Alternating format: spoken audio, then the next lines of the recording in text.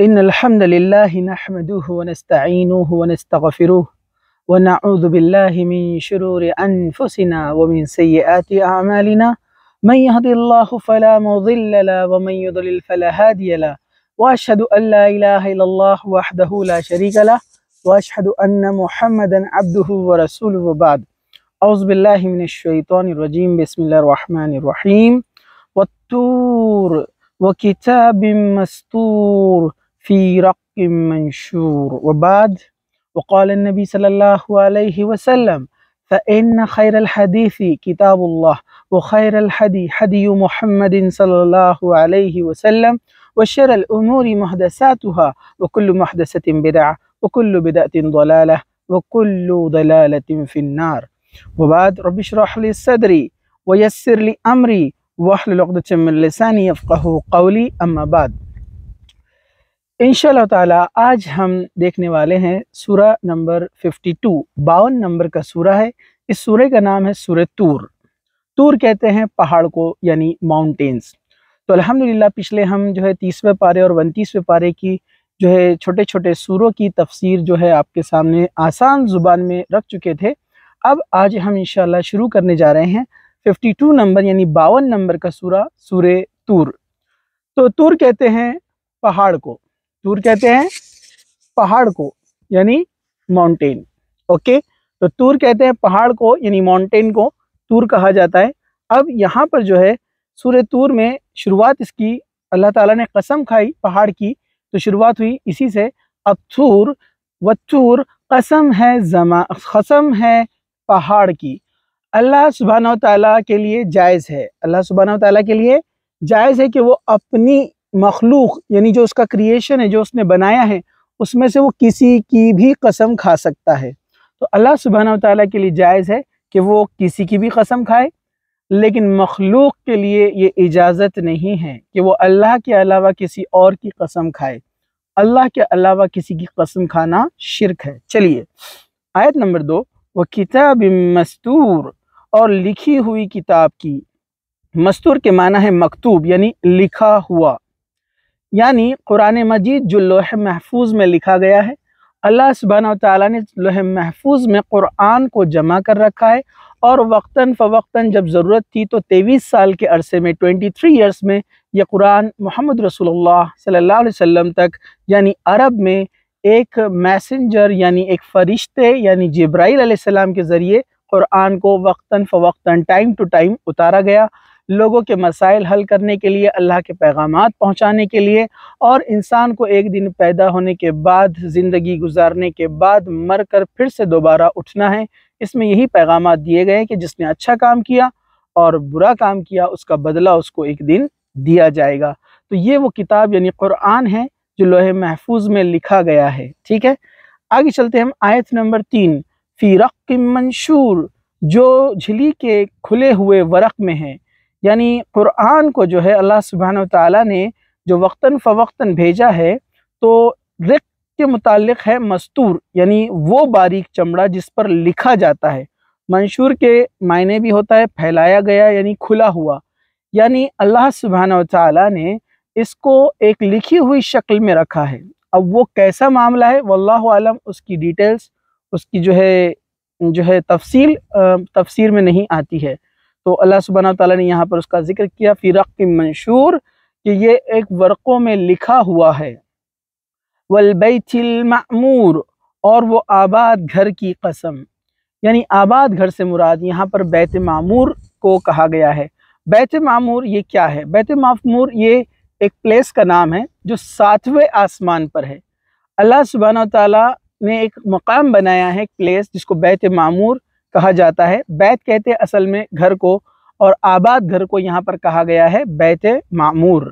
تو یہاا پر فرشتے اللہ سبحانہ وتعالیٰ کی عبادت کرتے ہیں، اور روایتوں میں آتا ہے کہ یہ عبادت خانہ ایسا ہے کہ ایک دن میں 70,000 فرشتے یہاں پر عبادت کرتے ہیں اور طواف کرتے ہیں۔ اور یہ جو 70,000 فرشتے ایک دن میں عبادت کرتے ہیں، طواف کرتے ہیں، یہ دوبارہ پھر وہاں پر عبادت کے لیے نہیں آتے۔ مطلب اللہ سبحانہ وتعالیٰ نے جو فرشتے اور اینجلز بنائے ہیں وہ اتنے زیادہ ہے کہ ان کی تعداد ان کو گننا ناممکن ہے۔ تو اللہ تعالیٰ نے اس بیت معمور کا یہاں پر ذکر کیا اور کہا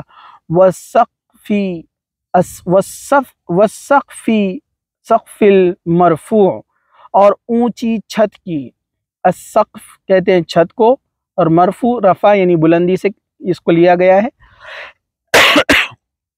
تو یہاں پر اس سے مراد جو ہے چھت سے مراد آسمان ہے، مطلب چھت کہتے ہیں اس بلند چیز کو جو اوپر کی طرف ہو، تو اسے چھت کہا جاتا ہے۔ تو آسمان ایک بلند اور بالا ہے، بہت اونچا ہے، جس کی اونچائی اور چوڑائی کسی کو پتہ نہیں ہے، یہاں تک کہ سائنس ہمیں یہ بات کہتی ہے کہ اس یونیورس کا اینڈ کہاں ہے، ہم اس کو معلوم کرنے سے قاصر ہے، مطلب ہم یہ بتا نہیں سکتے کہ یہ یونیورس کا اینڈ کہاں پر ہوتا ہے۔ تو اللہ تعالیٰ نے اس اونچی چھت یعنی اس آسمان کی بھی قسم کھائی اور کہا والبحر المسجور، اور بھڑکائے ہوئے سمندر کی۔ امام شوکانی رحمۃ اللہ علیہ فرماتے ہیں اس سے مراد جو ہے سمندر کو جو آگ لگا دیا جائے گا، یہاں پر اس کا ذکر آ رہا ہے، جیسے اللہ سبحانہ وتعالیٰ نے قرآن میں ذکر کیا والبحار سجرت، جس کی تفسیر ہم پہلے دیکھ چکے ہیں۔ والبحار سجرت یعنی سمندر دہکائے جائیں گے، جلائے جائیں گے۔ بہت سارے لوگ سوچتے ہیں کہ سمندر کیسے دہکائے جائیں گے، قیامت کے وقت سمندروں میں آگ لگ جائیں گی اور یہ بھڑکیں گے، تو ہم سوچتے ہیں یہ کیسے ہوگا، جبکہ ہم جانتے ہیں کہ سائنس ہمیں کہتی ہے آکسیجن جلنے میں مدد کرتی ہے اور ہائیڈروجن جلتی ہے، اور جبکہ واٹر میں ہائیڈروجن اور آکسیجن دونوں ہوتے ہیں، اگر ان کو الگ کر دیا جائے، ان کا فیوژن ہو جائے تو آکسیجن جلنے میں مدد کریں گی اور ہائیڈروجن جلیں گی۔ اس سے پتہ چلتا ہے کہ اگر اللہ سبحانہ وتعالیٰ چاہے تو اس پانی میں وہ آگ بھی لگا سکتا ہے۔ تو قیامت سے پہلے یہ معاملہ ہوگا کہ سمندر دہکائے جائیں گے۔ کچھ نے اس کا مراد یہ لیا ہے کہ سمندر جو ہے مسجور کا معنی جوش مارتا ہوا کہا گیا ہے، تو اس سے مراد یہ بھی ہے کہ وہ لبریز ہو جائیں گے، اتنا زیادہ پانی اونچا چلا جائے گا کہ وہ لبریز ہو کر باہر نکلیں گے، یعنی وہ جوش مارتے ہوں گے۔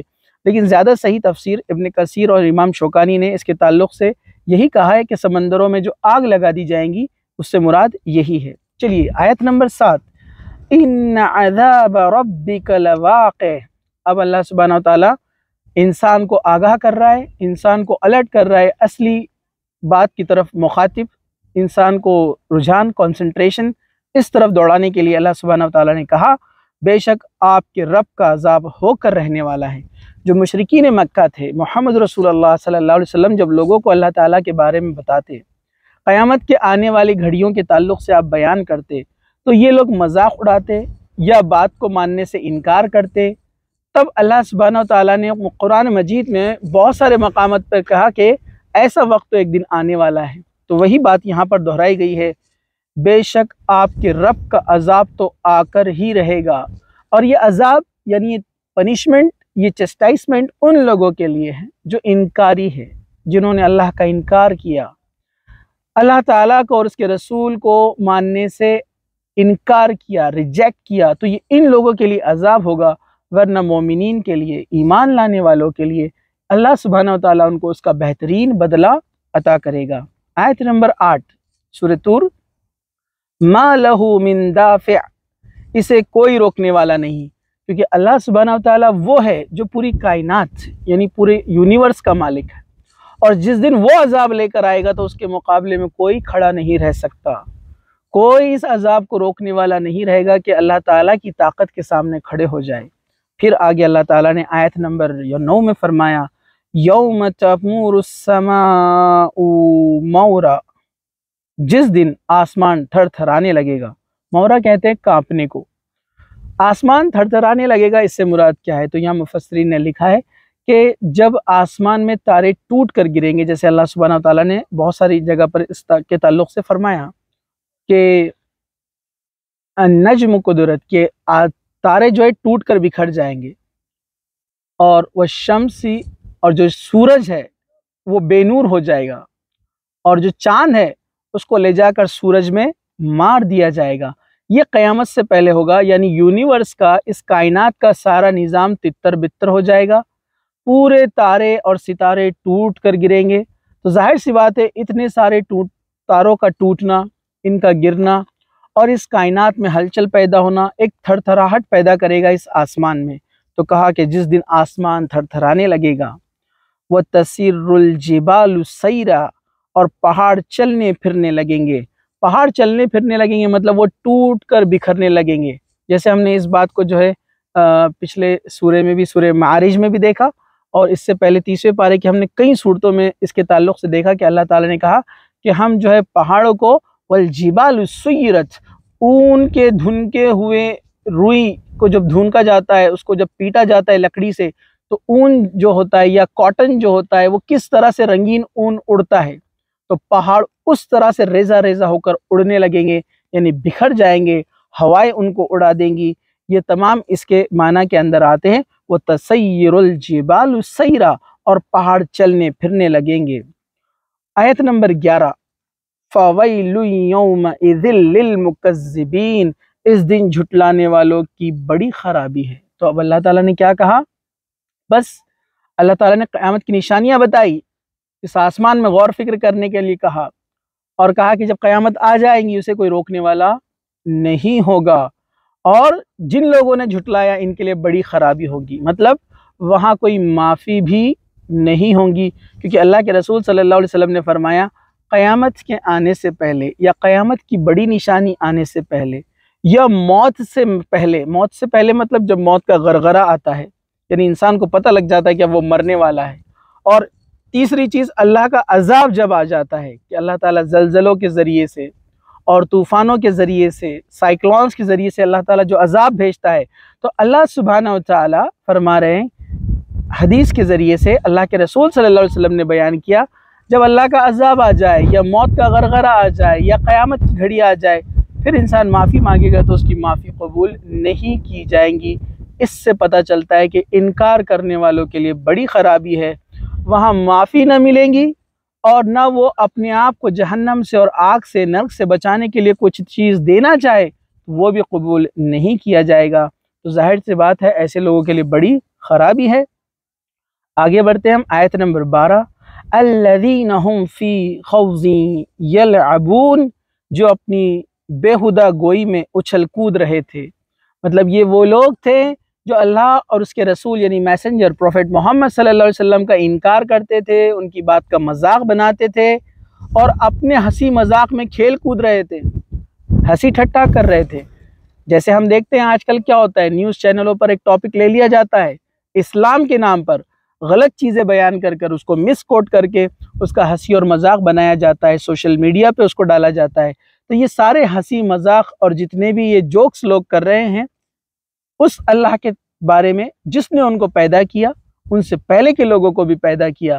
تو اللہ سبحانہ وتعالیٰ فرما رہے ہیں الذین فی خوض یلعبون، جو اپنی بےہودہ گوئی میں اچھل کود رہے ہیں، یہ فوراً جان لیں گے۔ یوم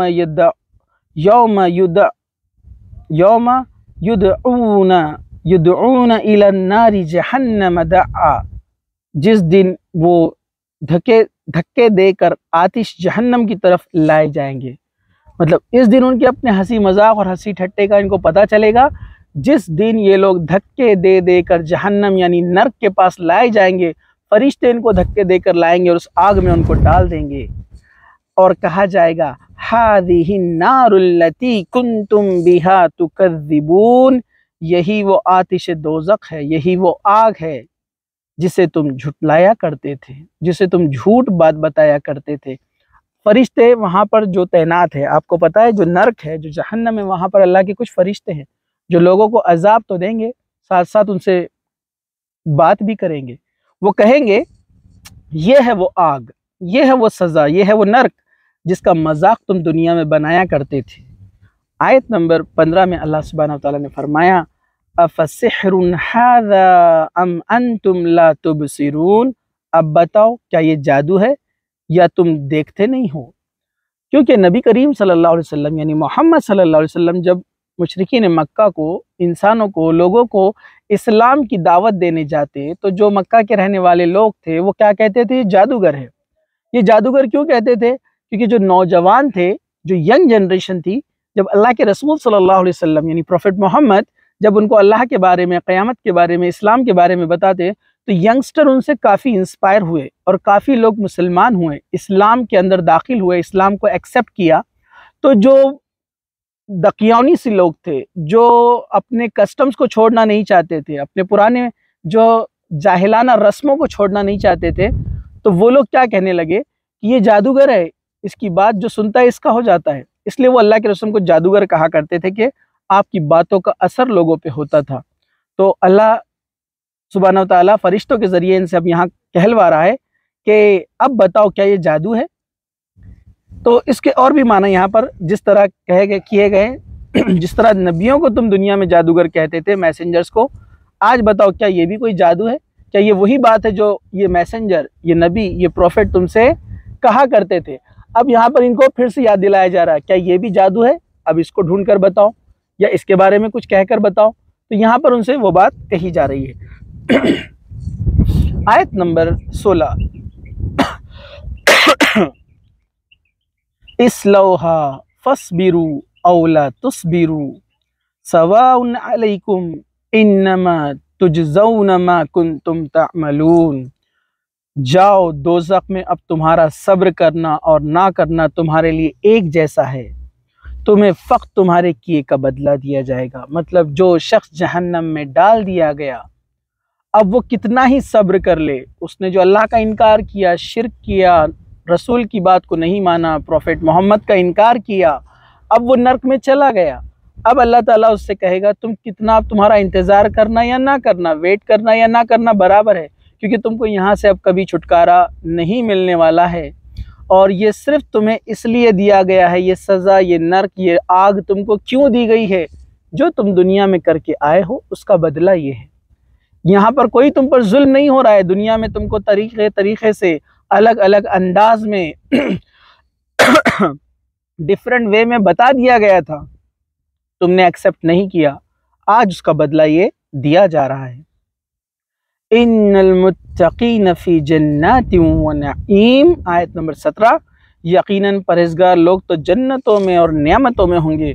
और वो लोग जिन्होंने अल्लाह और उसके रसूल की बात मानी, परहेज़गारी की मतलब गुनाहों से अपने आप को बचाया, नेकियों की तरफ आगे बढ़े, ऐसे लोगों के लिए जन्नत में उनको दाखिला दिया जाएगा। जन्नत वो चीज़ है जहाँ बागात हैं, नहरें बहती हैं दूध की, शहद की, और जो चीज़ वो मांगेंगे उनको वहाँ पर दी जाएंगी। लेकिन ये कब दी जाएगी? जब इंसान ने दुनिया में परहेज़गारी को इख्तियार किया, यानी नेकियों पर अमल किया, अच्छे काम किए, और बुरे काम यानी गुनाहों से, बुरे कर्मों से अपने आप को बचाया, रसूल की बात मानी, मैसेंजर प्रॉफिट मोहम्मद सल्लल्लाहु अलैहि वसल्लम की बात मानी, यही वो लोग हैं जो जन्नत में दाखिल होंगे। आयत नंबर 18, फ़ाकिहीना बिमा आताहुम रब्बुहुम व वक़ाहुम रब्बुहुम अज़ाबल जहीम, जो इन्हें इनके रब ने दे रखी है इस पर खुश हैं, इनके परवरदिगार ने इन्हें जहन्नुम के अजाब से बचा लिया। मतलब अल्लाह ताला ने इनको जन्नत में जो दाखिल किया है, ये इनके नेक आमाल का बदला है। जो नेक काम, अच्छे काम ये लोग करके आए थे, उसका बदला अल्लाह ताला ने इनको दे दिया। अब इसमें ये खुश रहेंगे। और अल्लाह ताला ने इनको आग के अजाब से, जहन्नम के अजाब से, उस नर्क के अजाब से बचा लिया।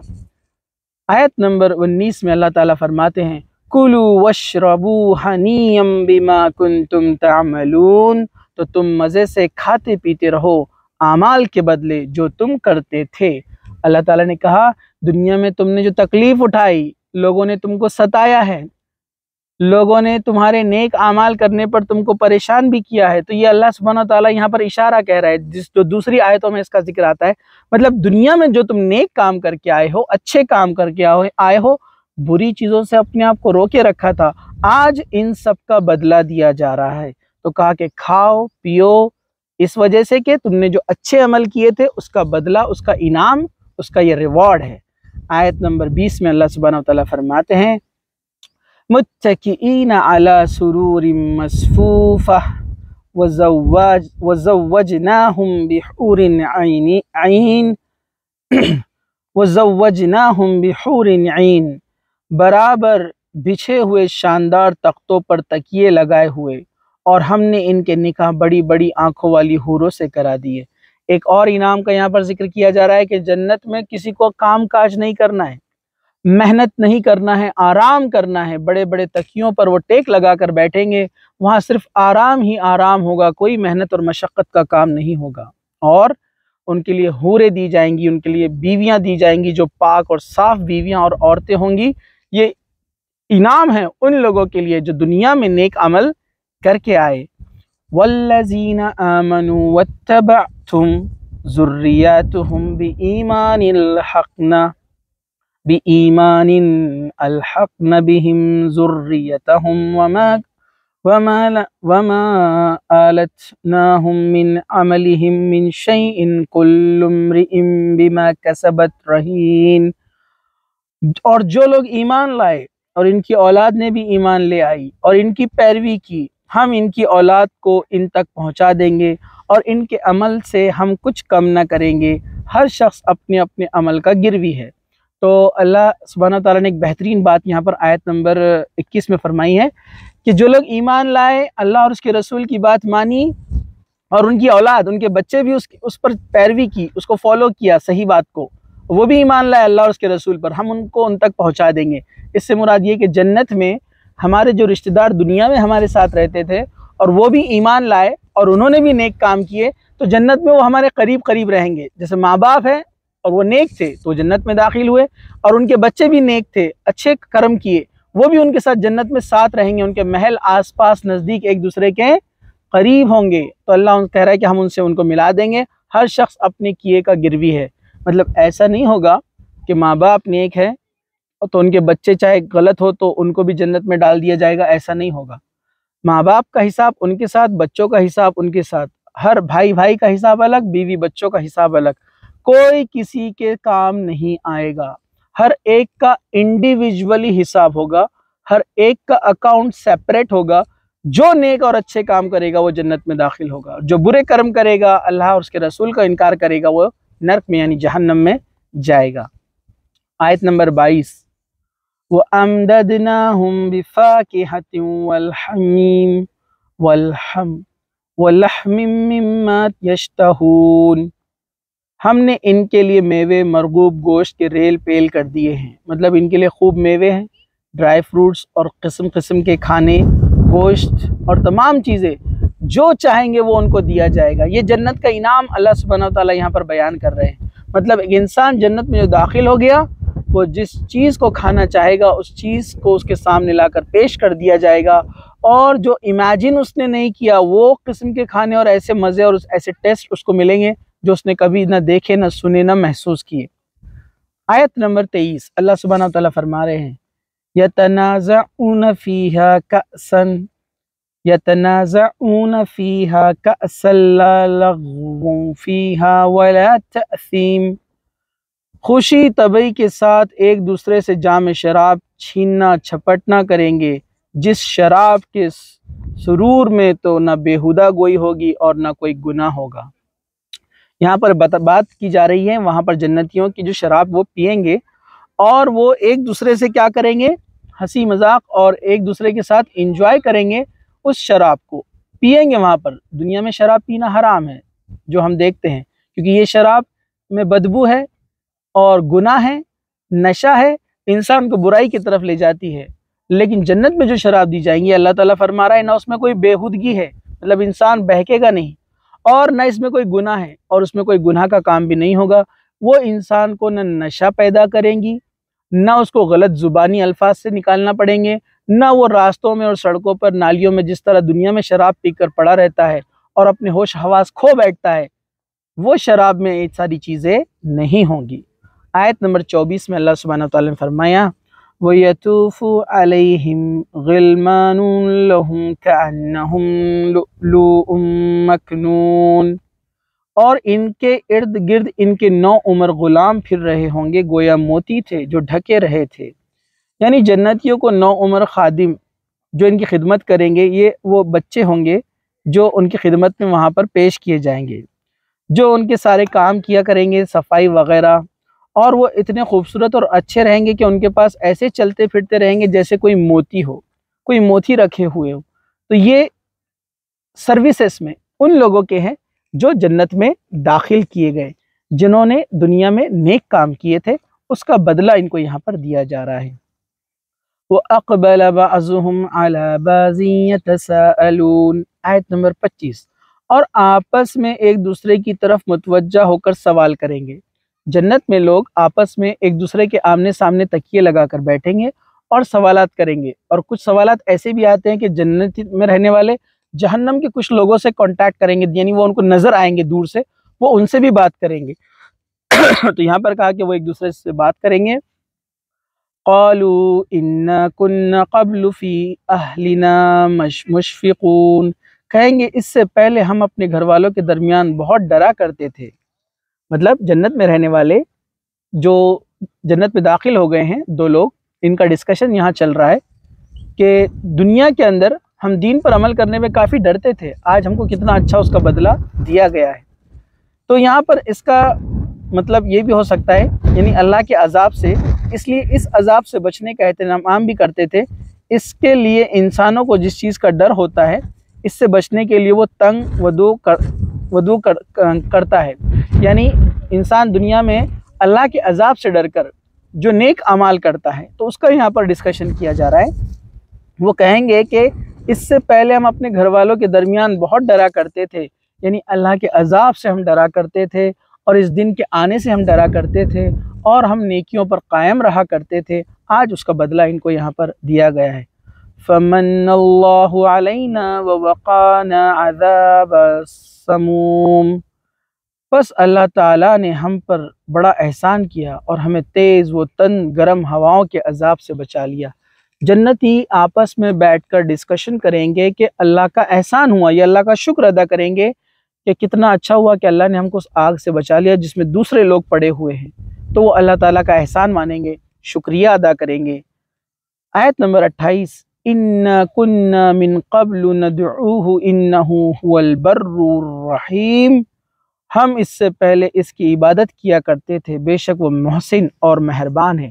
مطلب آج ان کو یہ کہا جا رہا ہے کہ ان کو جو بدلہ یہاں پر دیا گیا ہے دنیا کے اندر، دنیا کا بدلہ جو ان کو آج جنت کے اندر دیا جا رہا ہے، تو ہم یہ جو بدلہ ان کو دیا گیا ہے، تو اس سے پہلے ہم جو عبادت کیا کرتے تھے، ایک اللہ کی عبادت، اس کے رسول کی بات مانا کرتے تھے، آج اس کا بدلہ ہم کو دیا جا رہا ہے۔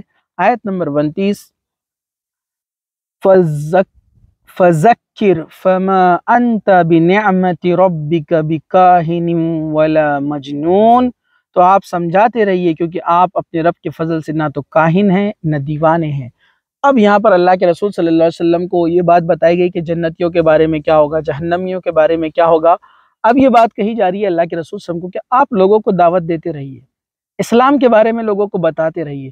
اب چاہے یہ آپ کو کاہن، جادوگر کہے، کاہن کہتے ہیں فارچون ٹیلر جو آگے کی باتیں بتاتا ہے، تو یہ آپ کو کاہن کہے یا جادوگر کہے، آپ ان کو اپنی بات جو ہے سمجھاتے رہیے، ٹھیک ہے۔ اب ہم آگے بڑھتے ہیں، اوکے۔ آیت نمبر 30، ام یقولون شاعر نتربص به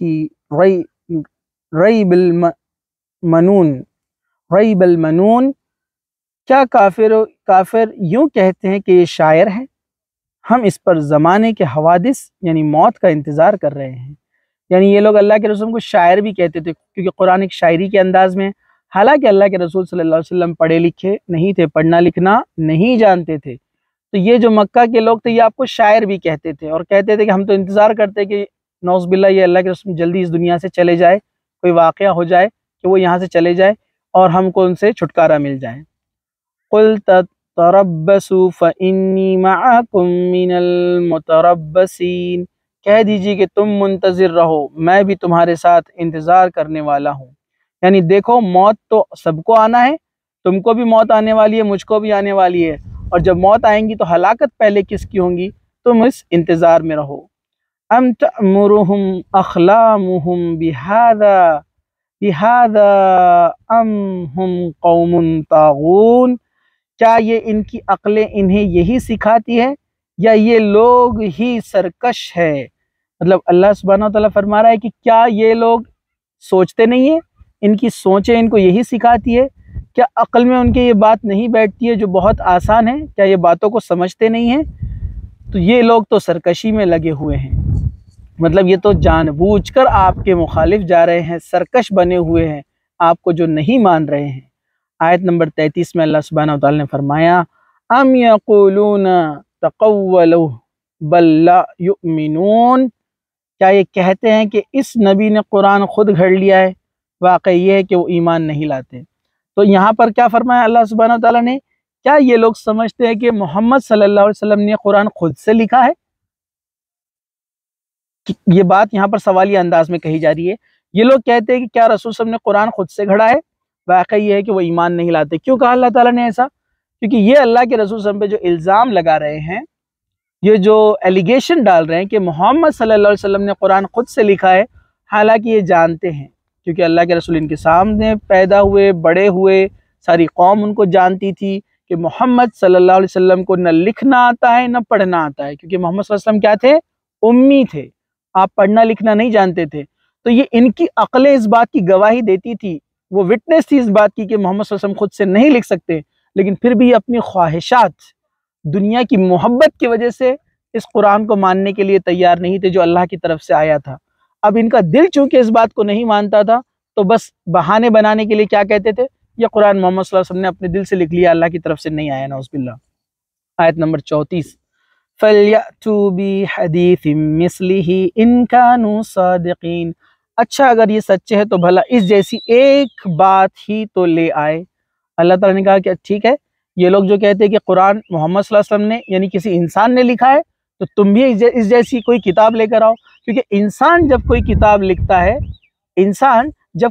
لکھتا ہے تو ظاہر سی بات ہے کہ دوسرا انسان بھی ویسی کتاب لکھ سکتا ہے، لیکن قرآن نے بہت ساری جگہ پر چیلنج کیا، جس میں سے یہ بھی آیت نمبر 35 میں بھی ایک چیلنج ہے کہ اس کی جیسی ایک کتاب لے کر آؤ جس میں کوئی کانٹرڈکشن نہ ہو، جس میں کوئی بری بات نہ ہو، جس میں کوئی غلط بات نہ ہو۔ تو اللہ نے ایک چیلنج دے دیا کہ اگر تم بولتے ہو کہ یہ اللہ کی طرف سے نہیں ہے تو اس کی جیسی ایک کتاب لے کر آؤ۔ الحمدللہ 1450 سال گزر چکے ہیں، 1443 سال، لیکن آج تک قرآن کی جیسی کوئی کتاب نہیں لا پایا۔ کئی لوگوں نے کوششیں کی، لیکن وہ فوراً پہچان لی گئی کہ اس میں کئی غلطیاں اور ایررز ہے، یہ رب کی طرف سے نہیں ہو سکتی۔ آیت نمبر 35 میں اللہ سبحانہ وتعالی نے فرمایا ام خلقوا من غیر شیء ام هم الخالقون، کیا یہ بغیر کسی پیدا کرنے والے کے خود بخود پیدا ہو گئے ہیں یا خود پیدا کرنے والے ہیں؟ اللہ سبحانہ وتعالی فرما رہا ہے کہ جو لوگ اللہ کا انکار کرتے ہیں، جو نہیں مانتے قیامت کے دن کو، جو سمجھتے ہیں کہ مرنے کے بعد پھر سے نہیں اٹھنا ہے، تو ذرا یہ سوچے کہ ان کو کیسے پیدا کیا اللہ نے؟ خود ہی پیدا ہو گئی ہے۔ اللہ تعالیٰ نے ایک قطرے سے، ایک ڈراپ سے ان کو پیدا کیا، کیا یہ غور نہیں کرتے؟ تو اللہ تعالیٰ فرما رہا ہے سوچے، انسان سوچے، غور کرے کہ ہم نے ان کو پیدا کیا، یہ خود ہی پیدا ہو گئے، مطلب کسی بنانے والے کے بغیر کوئی نہیں بنتا ہے۔ دنیا میں ایک چھوٹی سی گھڑی ہے جو ہم یہاں اپنے ہاتھ میں پہنتے ہیں، یہ اپنے وقت پر برابر چل رہی ہے، تو اسے کوئی بنانے والا ہے۔ تو یہ دنیا بھی جو ہے اتنی وقت پر چل رہی ہے، سورج نکلتا ہے، ڈوبتا ہے، چاند آتا ہے، جاتا ہے، اور پھر دن اور ہفتے، مہینے اور سال گزرتے ہیں، ہر چیز کا ایک طے شدہ وقت ہے، فکس ٹائم ہے۔ تو یہ سب چیزیں جو سسٹمیٹک چل رہی ہے بغیر کسی بنانے والے کے کیسے بن گئی؟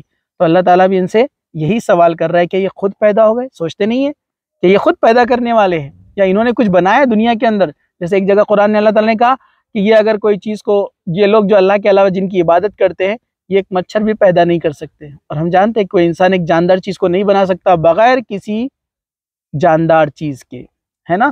چلیے آگے بڑھتے ہیں۔ آیت نمبر 36 ام خلق السماوات والارض بل لا یوقنون، کیا انہوں نے ہی آسمان اور زمین کو پیدا کیا ہے بلکہ یہ تو یقین نہ کرنے والے لوگ ہیں۔ اللہ تعالیٰ فرما رہا ہے ٹھیک ہے، اب اپنے آپ کو چھوڑ دو، خود کو تو پیدا نہیں کیا تھا، یہ سوچو اب زمین آسمان کو دیکھو اتنا بڑا آسمان، اتنے تارے ستارے، اتنے سٹارز جن کو گنا نہیں جا سکتا، یہ کیسے پیدا ہو گئے؟ خود بخود بائی چانس یہ کیسے ہوا؟ اور ہم جانتے دنیا میں ہر چیز خود بخود ڈسٹرکشن کی طرف جاتی ہے، کنسٹرکشن کی طرف نہیں جاتی ہے۔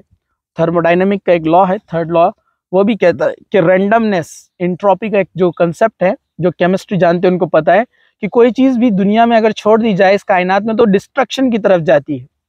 ایک کار کو اگر آپ نے کھلے میدان میں کھڑا کر دیا، کچھ دنوں کے بعد کیا ہوگا؟ اس کا کلر اڑ جائے گا، ٹائر پنکچر ہو جائیں گے، کانچیں ٹوٹ جائیں گی اور ڈسٹرکشن ہوتے جائے گا۔ تو دنیا میں کوئی بھی چیز کا ٹائم ٹو ٹائم ڈسٹرکشن ہوتا ہے، کنسٹرکشن نہیں ہوتا۔ تو اتنے سارے کائنات کا، اتنے بڑے کائنات کا اور لوگوں کا اور इस जो झाड़ पहाड़ और इंसानों को अल्लाह ताला ने जो बनाया, तो ये कंस्ट्रक्शन कैसे हुआ? तो बगैर किसी बनाने वाले की कोई चीज़ नहीं बनती है। आयत नंबर 37 में अल्लाह सुब्हानहू व तआला ने बयान किया, सूरह तूर आयत नंबर 37, अम इंदहुम खज़ाइनु रब्बिका अम हुमुल मुसैतिरून, या क्या इनके पास तेरे रब के ख़जाने हैं या इन ख़जानों के ये दारोगा है? मतलब क्या इनके पास कोई ख़जाने हैं जो अल्लाह ने दिए हैं, या इसके कोई ये दारोगा, या अल्लाह ने इनको कोई ज़िम्मेदारी दी है? तो यहाँ पर अल्लाह ताला ने फिर उनको सवालात कर करके उनको इस बात की तरफ तवज्जो दिलाई कि देखो ये सब को कौन बनाने वाला है। आयत नंबर 38 में अल्लाह सुब्हानहू व तआला ने फरमाया, अम लहुम सुल्लमुन यस्तमीऊन फीही फलयअती मुस्तमीउहुम बिसुल्तानिम मुबीन, या क्या इनके पास कोई सीढ़ी है जिस पर चढ़कर सुनते हैं? अगर ऐसा है तो इनका सुनने वाला कोई रोशन दलील पेश करे। मतलब क्या इनके पास कोई सीढ़ी है जो आसमान तक ये पहुंच सकते हैं और तमाम बातों को सुन सकते हैं और बयान कर सकते हैं? यानी ये भी मोहम्मद सल्लल्लाहु अलैहि वसल्लम की तरह आसमानों पर जाकर मलाइका के बातें या इनके तरफ जो वही की जाती है वो सुन आए हैं, जैसे अल्लाह सुब्हानहू व तआला ने अल्लाह के रसूल सल्लल्लाहु अलैहि वसल्लम को कहाँ ले गया? शब मेराज का जो वाक़या है कि अल्लाह के रसूल सल्लल्लाहु अलैहि वसल्लम को अल्लाह सुब्हानहू व तआला ने आसमान की सैर कराई, वो फरिश्तों से मिले, अल्लाह ताला से मुलाकात की और उन्होंने जो है अल्लाह का पैगाम लोगों तक पहुँचाया। तो क्या इनके साथ भी कुछ ऐसा हुआ है? ज़रा इनसे पूछो। अल्लाह सुब्हानहू व तआला फरमा रहे हैं क्या ऐसा हुआ है कभी? तो ऐसा तो नहीं हुआ, फिर ये किस बात पर अकड़ते हैं? हम आगे बढ़ते हैं। अम खुलिकु मिन गैरि शैइन अम हुमुल खालिकून, ये बात यहाँ पर बयान की गई थी। आयत नंबर 37 हो चुकी थी। आयत नंबर 39, अम लहुल बनातु व लकुमुल बनून, क्या ये अल्लाह क्या अल्लाह के तो सब लड़कियां हैं और तुम्हारे यहाँ लड़के? अल्लाह सुब्हानहू व तआला फरमा रहा है। और एक बात जो मुशरिकीन मक्का कहा करते थे, मुशरिकीन मक्का क्या कहा करते थे कि जो फरिश्ते हैं वो अल्लाह की लड़कियां हैं। क्या कहा करते थे? फरिश्ते क्या हैं? अल्लाह की लड़कियां हैं, अल्लाह की बेटियां हैं। तो अल्लाह ताला ने एक सवाल किया, खुद के लिए तो बेटे पसंद करते हो और अल्लाह के लिए लड़कियां ठहराते हो? क्या अल्लाह के तो सब लड़कियां हैं और तुम्हारे यहाँ लड़के? क्योंकि जो मुशरिकीन मक्का थे उनमें एक बुराई ये थी, ये लड़कियों को पैदा होते ही जिंदा दफन कर दिया करते थे। लड़कियों को अपने पास रखना ये मुनासिब नहीं समझते, मायूब समझते, और ये समझते थे कि इनके लिए ये शर्म की बात है कि किसी के घर लड़की पैदा हो।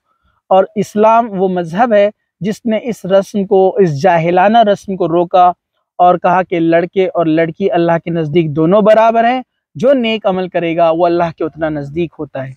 तो ये लोग क्या कहा करते थे? जो फरिश्ते हैं उनको कहते थे अल्लाह की लड़कियां हैं। तो नौज़ुबिल्लाह अल्लाह को औलाद बताते थे, जो कि शिर्क था, बहुत बड़ा गुनाह था। और दूसरा, अल्लाह ताला ने इस बात पर यह भी बात इनको कही कि एक तो तुम फरिश्तों को अल्लाह की लड़कियां बोलते हो, शिर्क करते हो, और ये भी बड़ी अजीब बात है, खुद के लिए तो लड़के पसंद करते हो और लड़कियों को दफन कर देते हो। मतलब मुशरिकीन मक्का में जो बुराइयां थी अल्लाह ताला उसको भी यहाँ पर जिक्र कर रहे हैं। आयत नंबर 40, अम तसअलुहुम अजरन फहुम मिन मगरमिम मुस्क़लून, क्या तू इनसे कोई उजरत तलब करता है कि ये इसके तावान से बोझल हो रहे हैं? मतलब अल्लाह के रसूल सल्लल्लाहु अलैहि वसल्लम को एक बहुत अच्छी बात मुशरिकीन मक्का तक पहुंचाई अल्लाह के रसूल के ज़रिए। अल्लाह ताला ने अल्लाह के रसूल के ज़रिए एक बात मुशरिकीन मक्का तक ये बात पहुंचाई कि मोहम्मद सल्लल्लाहु अलैहि वसल्लम से तुमसे कुछ मांगते नहीं है, ना दुनिया की कोई चीज़। यानी जो बात कह रहे हैं कि उसके बदले में उनको कुछ चाहिए, ना वो अरब के बादशाह बनना चाहते हैं, ना तुमसे कोई ख्वाहिश रखते हैं, ना सोना चांदी मांग रहे हैं। वो तो तुम्हें जन्नत की तरफ ले जाने के लिए आए हैं, यानी जहन्नम से निकाल कर जन्नत की तरफ तुम्हें ले जाने आए हैं, और तुम्हारे अंदर जो बुराइयां हैं उससे तुमको रोक रहे हैं। तो मोहम्मद सल्लल्लाहु अलैहि वसल्लम से अल्लाह सुब्हानहू व तआला ने कहा, क्या तू इनसे कोई उजर तलब कर रहा है जिससे वो परेशान है? ऐसा तो नहीं है, मतलब ना तुम इनसे कुछ मांगते हो, फिर ये लोग बात को क्यों नहीं समझते? आयत नंबर 41 में अल्लाह सुब्हानहू व तआला ने कहा, अम इंदहुमुल गैबु फहुम यक्तुबून, क्या इनके पास इल्म गैब है جس سے یہ لکھ لیتے ہیں. مطلب اللہ سبحانہ تعالیٰ نے پھر سوال کیا، کئی سوالات کیے اللہ سبحانہ تعالیٰ نے یہاں پر. اب کہا کیا ان کے پاس علم غیب ہے؟ کیا یہ غیب کی باتوں کو جانتے ہیں جو ہم بیان کر رہے ہیں؟ پھر آگے اللہ سبحانہ تعالیٰ نے آیت نمبر 42 میں کہا ام یریدون کیدا فالذین کفروا هم المکیدون. کیا یہ لوگ کوئی فریب کرنا چاہتے ہیں؟ تو یقین کر لے کہ خود فریب خوری کافر ہی ہے. تو یقین کر لے کہ فریب خوردہ کافر ہی ہے. تو اللہ کے رسول صلی اللہ علیہ وسلم سے اللہ سبحانہ تعالیٰ یہ ان کے ذریعے ایک بات ان کو پہنچا رہا ہے، مشرکین مکہ کو. یہ کافر لوگ کیا کوئی فریب کرنا چاہتے ہیں، کوئی چال چلنا چاہتے ہیں آپ کے خلاف؟ لیکن یہ یاد رکھیں کہ یہ چال چلنا چاہ رہے تو یہ چال ان پر الٹی پڑیں گی، اور ایسا ہوا ہی. اللہ کے رسول صلی اللہ علیہ وسلم کو نقصان پہنچانے کے لیے لوگوں نے کافی کوششیں کی، لیکن الٹا ہر بار یہی مشکل میں پڑتے گئے، اور اللہ تعالیٰ نے محمد صلی اللہ علیہ وسلم کو اپنے کام میں آسانی پیدا فرمائی اور آپ کی مدد کی، اور اسلام کو دنیا کے کونے کونے تک پہنچا دیا. آیت نمبر 43 میں اللہ سبحانہ تعالیٰ نے بیان کیا ام لہم الہ غیر اللہ سبحان اللہ عما یشرکون. کیا اللہ کے سوا کوئی معبود ہے؟ ہرگز نہیں، اللہ تعالیٰ ان کے شرک سے پاک ہے. اللہ تعالیٰ نے اب اصل بات بتا دی یہاں پر. یہ جتنا انکار کر رہے ہیں تو یہ بات یہ جان لے اللہ کے علاوہ کوئی دوسرا خدا نہیں ہے، وہ اکیلا ہے، وہ تنہا ہے، وہ اول سے ہے اور آخر تک ہے. تو اللہ کے علاوہ کوئی معبود، کوئی خدا، کوئی گاڈ نہیں ہے. آیت نمبر 44 میں اللہ سبحانہ وتعالی نے فرمایا وَإِن يَرَوْا كِسْفًا مِّنَ السَّمَاءِ سَاقِطًا يَقُولُوا سَحَابٌ مَّرْكُومٌ. اگر یہ لوگ آسمان کے کسی ٹکڑے کو گرتا ہوا دیکھ لے تب بھی کہہ دیں گے یہ تہبت بادل ہے. مطلب اللہ تعالیٰ فرما رہا ہے کہ اگر ہم کوئی عذاب بھی نازل کر دے، کوئی ان کو جھٹکا دینے کے لیے، ان کو تاکہ یاد دلانے کے لیے، ان کے اندر ڈر پیدا کرنے کے لیے آسمان سے کوئی ٹکڑا بھی اللہ سبحانہ وتعالیٰ گرا دے تو یہ کیا کہیں گے؟ یہ کوئی بادل ہے، اور یہ بات کو انکار کر دیں گے. یعنی ان لوگوں کے بارے میں یہاں پر ذکر ہو رہا ہے جو ماننے والے نہیں ہیں، چاہے اللہ تعالیٰ ان کے سامنے کتنی ہی نشانیاں پیدا کر دے، بتا دے اور واضح کر دے. آیت نمبر 45 فَذَرْهُمْ حَتَّى يُلَاقُوا يَوْمَهُمُ الَّذِي فِيهِ يُسْعَقُونَ. تو انہیں چھوڑ دے یہاں تک کہ انہیں اس دن سے سابقہ پڑے جس میں یہ بے ہوش کر دیے جائیں گے. یعنی قیامت تک ان کو چھوڑ دیا جائے، ان کو مہلت دی جائے، اور ان کو تب پتہ چل جائے گا کہ معاملہ کیا ہے. یوم لا یغنی عنہم کیدہم شیئا ولا ہم ینصرون. جس دن انہیں ان کا مکر کچھ کام نہ دے گا اور نہ مدد کیے جائیں گے. اب اللہ سبحانہ تعالیٰ نے کہا کہ یہ جتنی بھی چال بازیاں کر رہے ہیں، اس دن جب عذاب کو دیکھ لیں گے، نرک کو دیکھ لیں گے، وہاں ان کی چالیں کچھ کام نہیں کرنے والی ہیں. آیت نمبر 47 وَإِنَّ لِلَّذِينَ ظَلَمُوا عَذَابًا دُونَ ذَلِكَ وَلَكِنْ أَكْثَرُهُمْ لَا يَعْلَمُونَ. بے شک ظالموں کے لیے اس کے علاوہ اور عذاب بھی ہے، لیکن ان لوگوں میں سے اکثر بے علم ہے. اللہ تعالیٰ فرما رہا ہے صرف اتنا ہی نہیں، عذاب کی بہت قسمیں ہیں، آگ کے علاوہ بھی عذاب ہے جو ان ظالموں کو دیا جائے گا. اور یہ لوگ تمام چیزوں سے بے علم ہے، بے خبر ہے، یہ جانتے نہیں ہیں کیونکہ یہ اللہ کے رسول کے پیغام کو سنتے نہیں ہیں، سمجھتے نہیں ہیں. وَاصْبِرْ لِحُکْمِ رَبِّكَ فَإِنَّكَ بِأَعْیُنِنَا وَسَبِّحْ بِحَمْدِ رَبِّكَ حِینَ تَقُومُ. تو اپنے رب کے حکم کے انتظار میں صبر سے کام لے، بے شک تو ہماری آنکھوں کے سامنے ہے. صبح کو جب تو اٹھے اپنے رب کی پاکی اور حمد بیان کر. اللہ کے رسول یعنی محمد صلی اللہ علیہ وسلم کو اللہ تعالیٰ کیا فرما رہے ہیں کہ بس آپ اپنا کام کرتے رہیے، اپنی بات پہنچاتے رہیے، صبر کیجئے، اور تو ہماری آنکھوں کے سامنے، یعنی ہم تمہاری حفاظت کرنے والے ہیں. اور اپنے رب کی پاکی بیان کر، جب صبح کے وقت اٹھ، یعنی صبح اور شام اللہ کو یاد کیا کرو، وہ آپ کی حفاظت کرے گا. وَمِنَ اللَّيْلِ فَسَبِّحُوا وَإِدْبَارَ النُّجُومِ. اور رات کو بھی اس کی تسبیح بیان کر پڑھتا رہے جب ستارے ڈوبتے ہو. یعنی رات کے وقت اور شام کے وقت بھی اللہ کو یاد کیا کرے. یعنی آپ اللہ کو یاد کریں، اللہ آپ کی مدد کرے گا. آپ اپنا کام کرتے رہیے اور صبر کرتے رہیے. ہدایت دینا اللہ کا کام ہے. اللہ سبحانہ و تعالی ہمیں یہ تمام چیزوں کو سمجھنے، عمل کرنے اور دوسروں تک پہنچانے والا بنائے. جب تک زندہ رکھے اسلام پر زندہ رکھے، خاتمہ ایمان پر ہو۔ وآخر دعوانا الحمدللہ رب العالمین۔ سبحان ربک رب العزت عما یصفون وسلام علی المرسلین والحمدللہ رب العالمین۔